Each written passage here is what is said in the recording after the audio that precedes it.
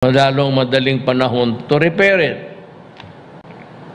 And so somebody, lahat na, from sila Tugadi, sila, kailangan natin ito ng pera. And you know, hindi pa nga kami nakapag, at least to put our ideas forward.